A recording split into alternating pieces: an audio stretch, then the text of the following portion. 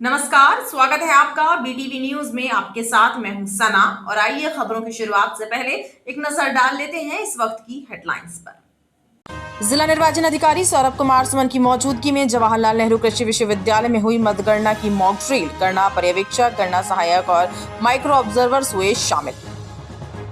गमापुर थाना अंतर्गत GRP line के पास खंडरनुमा रेल पुलिस के क्वार्टर में मिला ज्ञात युवक का शव। सिर और धड़ अलग होने से पुलिस ने जताई हत्या की आशंका। शव को पोस्टमार्टम के लिए भेज जांच में जुटी पुलिस, छानबीन जारी। लोहे की सरिया से लोड पलटे हुए ट्राले से टकराया तेज रफ्तार ट्रक। चालक की हुई मौके पर मौत। क्रेन की मदद से पुलिस ने ट्रक के केबिन से निकाला चालक का शव। बरगी की बंजारी घाटी में हुआ दर्दनाक सड़क हादसा। और ट्रेनों की लेट लतीफी यात्रियों पर रही भारी। समय पर गंतव्य स्थान तक नहीं पहुंचने से मुसाफिरों में दिखा आक्रोश। रविवार को जवाहरलाल नेहरू कृषि विश्वविद्यालय में होने वाले विधानसभा चुनाव की मतगणना की तैयारियां पूर्ण कर ली गई हैं। शनिवार को मतगणना स्थल पर मतगणना की मॉक ड्रिल की गई। मतगणना कार्य में तैनात सभी गणना पर्यवेक्षकों, गणना सहायकों एवं माइक्रो ऑब्जर्वर्स ने मतगणना कार्य की रिहर्सल की। इस दौरान जिला निर्वाचन अधिकारी भी मौके पर मौजूद रहे। जिले की 8 विधानसभाओं के लिए हुए मतदान की मतगणना रविवार को जवाहरलाल नेहरू कृषि विश्वविद्यालय में होगी। मतगणना कार्य की सभी तैयारियां प्रशासन ने पूर्ण कर ली हैं। शनिवार को मतगणना स्थल पर जिला निर्वाचन अधिकारी सौरभ कुमार सुमन की मौजूदगी में मतगणना की मॉक ड्रिल कराई गई। मॉक ड्रिल में डाक मतपत्रों की गिनती से लेकर राउंडवार परिणामों की रिहर्सल की गई। मॉक ड्रिल में डाक मतपत्रों और ईवीएम की गणना के लिए नियुक्त सभी गणना पर्यवेक्षक, गणना सहायक और माइक्रो ऑब्जर्वर्स शामिल हुए। इस दौरान जिला पंचायत सीईओ जयती सिंह, 8 विधानसभा क्षेत्र के रिटर्निंग अधिकारी भी मौजूद रहे।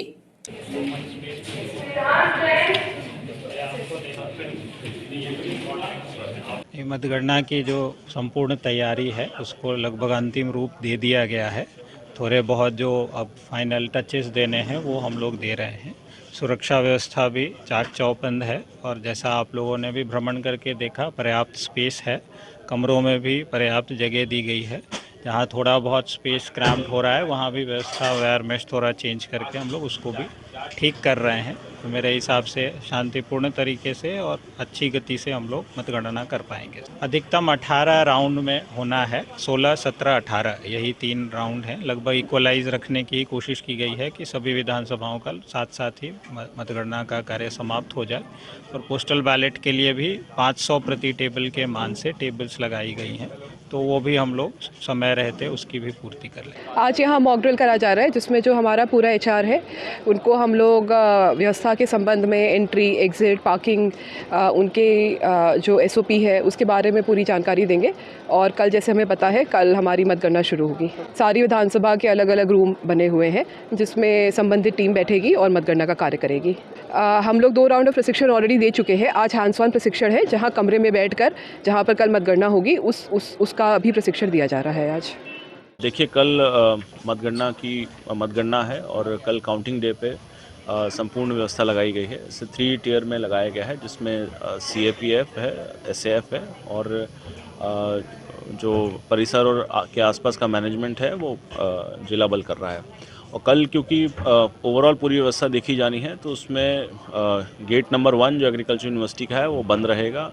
उसके बाद आईसीएच गेट से पोलिंग एजेंट्स और मतगणना जो एजेंट हैं, पोलिंग एजेंट्स और मतगणना में लगे जो कर्मचारी हैं उन्हें एंट्री दी जाएगी।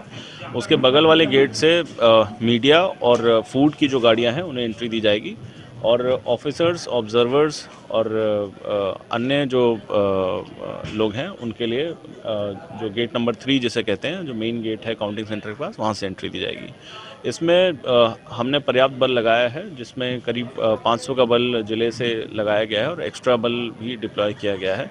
काउंटिंग के बाद भी संवेदनशीलता को देखते हुए जिले में रिजर्व बल और सेंसिटिव पॉइंट्स पे फोर्स डिप्लॉय किया गया है। रविवार को सुबह 8 बजे से मतगणना जवाहरलाल नेहरू कृषि विश्वविद्यालय में शुरू होगी। विश्वविद्यालय परिसर के प्रशासनिक भवन और कॉलेज ऑफ एग्रीकल्चर इंजीनियरिंग के भवन में मतगणना कार्य प्रारंभ होगा। दोनों भवनों में 4-4 विधानसभाओं के मतों की गणना अलग अलग कक्षों में की जाएगी। 3 दिसंबर को होने वाली मतगणना की उल्टी गिनती शुरू हो गई है। राज्य निर्वाचन आयोग के निर्देश पर जबलपुर जिला निर्वाचन ने जवाहरलाल नेहरू कृषि विश्वविद्यालय में होने वाली मतगणना के लिए कमर कस ली है। चाक चौबंद सुरक्षा व्यवस्थाओं के बीच मतगणना का कार्य रविवार की सुबह प्रारंभ हो जाएगा। मतगणना स्थान पर 500 से ज्यादा पुलिस अधिकारी कर्मचारी तैनात किए गए हैं। रविवार को होने वाली विधानसभा चुनाव की मतगणना के लिए पुलिस और प्रशासन ने कमर कस ली है। इस बार जवाहरलाल नेहरू कृषि विश्वविद्यालय परिसर में मतगणना का कार्य होगा। ऐसे में मतगणना स्थल पर पुलिस के चाक चौबंद इंतजाम होंगे। निर्वाचन आयोग के दिशा निर्देशों के तहत ही लोगों को मतगणना स्थल पर प्रवेश की अनुमति होगी। पुलिस विभाग ने मतगणना स्थल पर करीब 500 पुलिस कर्मचारियों और अधिकारियों को तैनात किया है। इसके साथ ही संवेदनशील क्षेत्रों में पुलिस की पेट्रोलिंग जारी रहेगी। वहीं जिला निर्वाचन अधिकारी और कलेक्टर के दिशा निर्देशों का पूर्णतः पालन कराया जाएगा। मतगणना के लिए हमने पूरी चाक चौबंद व्यवस्था भी की है और मतगणना ही नहीं, साथ ही साथ आने वाले उस मतगणना परिणाम के बाद जो जुलूस होंगे उसके लिए भी सभी थाना क्षेत्रों में पुलिस बल लगाए गए हैं और कोई भी प्रत्याशियों के बीच या एजेंटों के बीच कोई तनातनी ना हो, कोई आपसी द्वेष, रंज या एक दूसरे के षड्यंत्र में कोई ऐसी चीज़ ना कर दें जिससे समाज में अशांति स्थापित हो। उसके लिए पुलिस पूरी तरह तैयार है और कानून व्यवस्था बनाने में लगी। देरी से चल रही ट्रेनों ने मुसाफिरों की मुश्किलों को बढ़ा दिया है, लिहाजा यात्रियों को ट्रेनों का घंटों इंतजार करना पड़ रहा है। रेलवे से मिली जानकारी के अनुसार लंबी दूरी की ट्रेनें जैसे Danapur Pune special train, Kashi express सहित कुछ अन्य रेलगाड़ियां भी कई घंटे विलंब से चल रही हैं। ट्रेनों की लेट लतीफी यात्रियों पर भारी पड़ रही है, लिहाजा वो गुस्से से लाल हो रहे हैं और उनका गुस्सा जायज भी है, क्योंकि जिस ट्रेन के भरोसे उन्हें अपने जरूरी कामों के लिए अपने गंतव्य स्थानों तक पहुंचना था, उसी ट्रेन ने उन्हें दगा दे दिया और वो प्लेटफॉर्म पर बैठकर टकटकी लगाए ट्रेन का रास्ता देख रहे हैं। ट्रेनों की बिगड़ी चाल से परेशान मुसाफिरों ने लचर व्यवस्थाओं को जमकर कोसा। मुझे जबलपुर से भुसावल जाना था और मैं सुबह 6:30 बजे से आके देख रहा हूँ ट्रेन जो है 8 घंटे से ज़्यादा लेट बता रहा है और काफ़ी परेशानी हो रही है। रात को सो नहीं सके हम लोग। ट्रेन सुबह जल्दी जाना। अब देखिए दोपहर हो गई 2 बजे के बाद। अब हम लोग भी हैं बुजुर्ग लगते हैं, लेकिन हमें आज दिक्कत भी हो रही है और यात्रा शासन रेलवे से व्यवस्था करे, हमें निश्चित समय बताए कि कब आ रहे हैं कब नहीं आ रहे, तब उससे से अपने यहाँ स्थान आकर बैठे ताकि हमें और हमारे यात्रियों को कोई दिक्कत ना हो जाए। बताया जा रहा है कि सबसे ज्यादा दानापुर पुणे स्पेशल ट्रेन के यात्री परेशान हो रहे हैं, क्योंकि ये ट्रेन लगभग 18 घंटे लेट थी। वहीं काशी एक्सप्रेस समेत कुछ अन्य रेलगाड़ियां भी कई घंटे विलंब से चल रही हैं। बरगी थाना क्षेत्र की बंजारी घाटी के पास शनिवार की सुबह दर्दनाक सड़क हादसा हुआ, जहां लोहे की सरिया से भरे पलटे हुए ट्राले से ट्रक टकरा गया। इस हादसे में ट्रक चालक की मौत हो गई, जबकि ट्रक का परिचालक घायल हुआ, जिसे इलाज के लिए मेडिकल अस्पताल भेजा गया। बताया जा रहा है कि ट्रक चालक का शव ट्रक के केबिन में फंस गया था, जिसे बमुश्किल निकाला जा सका। बरगी थाना क्षेत्र की बंजारी घाटी में पलटे लोहे के सरिया से लोड ट्राले से शनिवार की सुबह एक ट्रक की टक्कर हो गई। हादसा इतना भीषण था कि घटना में ट्रक के चालक की मौके पर ही मौत हो गई, जबकि ट्रक का परिचालक घायल हो गया, जिसे इलाज के लिए मेडिकल अस्पताल भेजा गया। पूरा डाउन है ना, वो डाउन में आने के टाइम में ब्रेक तो फेल हो गया तो आगे तो भी एक गाड़ी था, वो गाड़ी पहले से एक्सीडेंट हुआ था, उसको मार दिया। आने तो ऐसे राड नहीं घुसा, वही उसको मारा ना, गाड़ी को मारने तो पूरा दबा दिया। उसका नाम बादशाह है, मोहम्मद बादशाह और शेख बादशाह मोहम्मद बादशाह। ये क्या करते हैं उसमें आपके साथ? ड्राइविंग करते ना। घटना की जानकारी लगते ही बरगी पुलिस और NHAI की टीम मौके पर पहुंची, जिसके बाद क्रेन की सहायता से ड्राइवर के शव को ट्रक के केबिन से बाहर निकाला गया।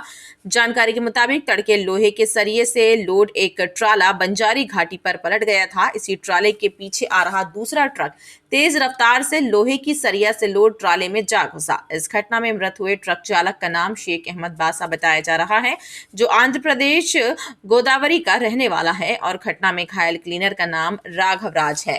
एक गाड़ी नागपुर साइड से आ रही थी, वो एक दूसरी गाड़ी पहले से पलट गई थी, उसमें सरिया लोड था, उसमें जाके घुस गई है, जिसमें एक व्यक्ति है जो मृत हो गया है, शेख अहमद वासा, और एक घायल है व्यक्ति, दूसरा व्यक्ति वो जो साथ में है उसके।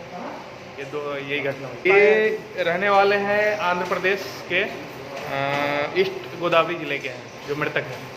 हादसा ये अपने बंजारी घाट रमनपुर थाना बरगी अंतर्गत हुआ है, जिला जबलपुर। बताया जाता है कि ट्रक आंध्र प्रदेश से दिल्ली जा रहा था। पुलिस ने हादसे की जांच शुरू कर दी है। घमापुर थाना क्षेत्र जीआरपी लाइन में रेल पुलिस के खंडरनुमा खाली क्वार्टरों में एक युवक का शव मिलने से हड़कंप मच गया। खास बात यह है कि युवक का सिर धड़ से अलग था। घटना की सूचना मिलने के बाद पुलिस मौके पर पहुंच गई थी। पुलिस ने शव को पोस्टमार्टम के लिए भेजा है। पुलिस को युवक की हत्या का अंदेशा है, लेकिन शव के डिस्पोज हो जाने की वजह से पुलिस को पोस्टमार्टम रिपोर्ट का इंतजार है। बहरहाल पुलिस मृतक की शिनाख्त के प्रयास में जुटी हुई है। घमापुर थाना क्षेत्र के अंतर्गत जीआरपी लाइन के पास रेल पुलिस के खंडरनुमा खाली क्वार्टरों में एक युवक का शव मिलने से हड़कंप मच गया। मौके पर पहुंची पुलिस ने जब घटनास्थल का निरीक्षण किया तो युवक का सिर धड़ से अलग था, जिसके बाद पुलिस ने युवक की हत्या किए जाने का अंदेशा जाहिर किया है। शव कुछ दिन पुराना हो जाने की वजह से युवक की मौत का स्पष्ट कारण सामने नहीं आया है। पुलिस ने शव को पोस्टमार्टम के लिए भेजा है। घमापुर थाना प्रभारी प्रमोद साहू ने बताया कि मृतक की शिनाख्त नहीं हुई है और शव का पोस्टमार्टम कराया जा रहा है ताकि मौत का स्पष्ट कारण सामने आ सके। आसपास के लोगों के माध्यम से सूचना प्राप्त हुई थी कि जो जीआरपी की पुलिस लाइन है पुरानी कंडम वाली, उसमें एक डेड बॉडी पड़ी हुई है और बदबू आ रही है। तो आगे तस्दीक किया तो डेड बॉडी मिली है और इसकी उम्र लगभग 30 से 35 साल दिखाई दे रही है। और आसपास के थानों में गुमनाम की रिपोर्ट के बारे में तस्दीक कर लिए, कहीं अभी कोई गुमनाम इस उम्र का नहीं पाया गया है। इसकी जांच जारी है और पीएम के बाद कहा जाएगा स्पष्ट कि इसकी हत्या है या किस कारण से ये मृत्यु हुआ है, ये पीएम के बाद ही पता चल पाएगा। कितने दिन पुराना है? सब लगभग 4 से 5-6 दिन पुराना है। क्या स्थिति में है? सब थोड़ा जगह ओपन होने के कारण जो जानवर हैं, कुत्ते वगैरह, सूअर आदि ने उसे छत विछत टाइप का कर दिया है। बहरहाल पुलिस मृतक की शिनाख्त करने और घटना का कारण जानने के प्रयास में जुटी हुई है। पोस्टमार्टम रिपोर्ट मिलने और मृतक की शिनाख्त होने के बाद मामले में अग्रिम कार्यवाही की जाएगी। बारिश के कारण विजयनगर कंचन विहार के पास सड़क पर पानी का जमाव हो जाने से स्थानीय लोग और राहगीर परेशान हैं। सड़क पर पानी भर जाने के कारण मार्ग में आवाजाही प्रभावित हो रही है। स्थानीय लोगों का कहना है कि क्षेत्र की नालियां चौक हैं, जिसके कारण पानी निकासी नहीं हो रही है और सड़कों पर जल जमाव की स्थिति बनी हुई है। बीते 5 दिनों से जबलपुर में रुक रुक कर बारिश का दौर जारी है। ऐसे में कई कॉलोनियों में जल भराव के हालात निर्मित हुए हैं। विजयनगर कंचन विहार के पास सड़क पर बारिश का पानी भर जाने से लोग परेशान हैं। यहां आवागमन में लोगों को दिक्कतों का सामना करना पड़ रहा है। सड़क पर पानी भरा होने से लोगों को दिन हो या रात आवागमन में दिक्कतें हो रही हैं। क्षेत्रीय लोगों का कहना है कि क्षेत्र में नालियों की सफाई नहीं की गई है, जिससे सड़कों पर बारिश का पानी एकत्र हो रहा है और लोग परेशान हैं। इसके साथ साथ क्षेत्र में प्रकाश की व्यवस्था की भी समस्या है।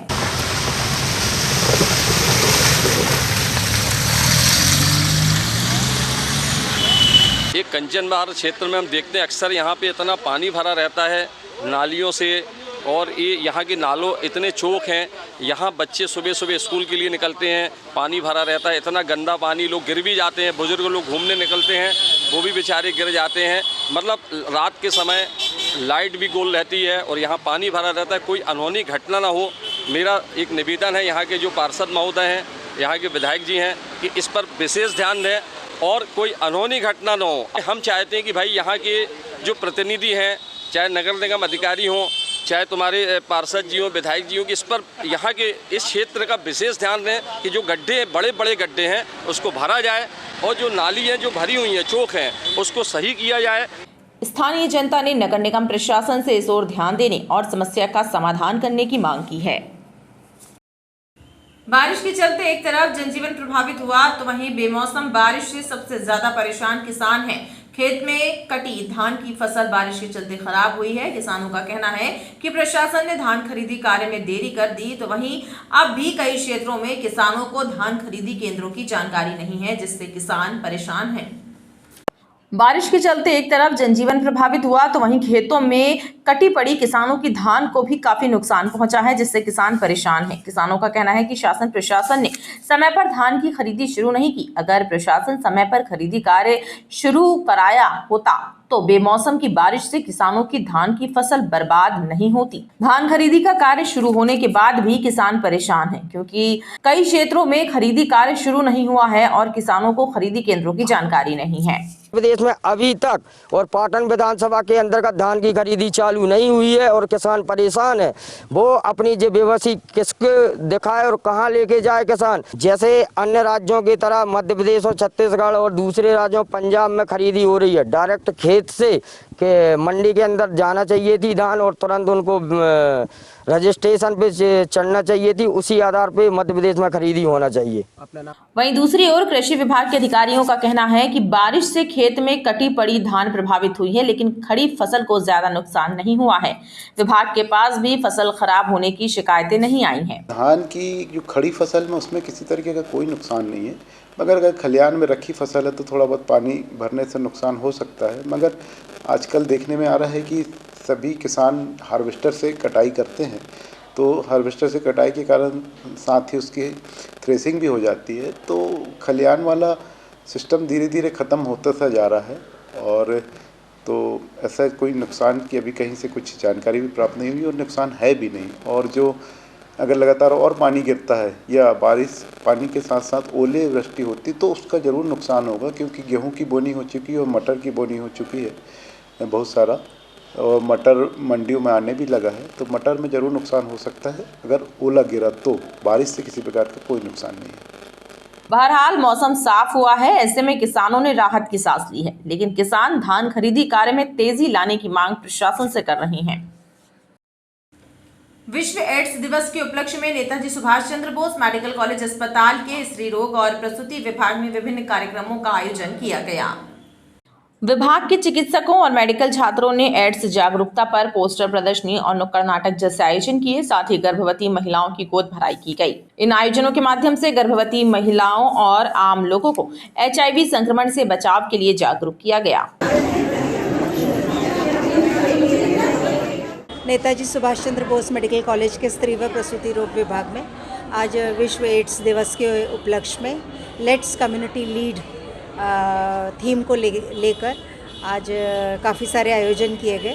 उसमें हम लोगों ने पोस्टर प्रेजेंटेशन, PG क्विज, नुक्कड़ नाटक, गर्भवती महिलाओं को की गोद भराई और उनमें ये संदेश देना कि एड्स से डरना नहीं, इसे समझना है और ये छूने से नहीं होता।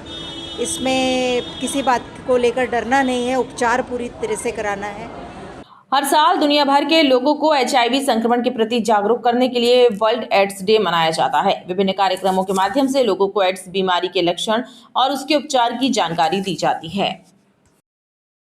मध्य प्रदेश के कई शहरों में सुबह घना कोहरा रहा, लेकिन जबलपुर में मौसम साफ नजर आया और सुबह से ही धूप खिल उठी। बीते 5 दिनों से जबलपुर में बारिश का दौर जारी था, लेकिन मौसम साफ होने के बाद लोगों ने राहत की सांस ली। मॉर्निंग वॉक पर निकले लोगों और आम जनों ने सुहाने हुए मौसम का मजा लिया।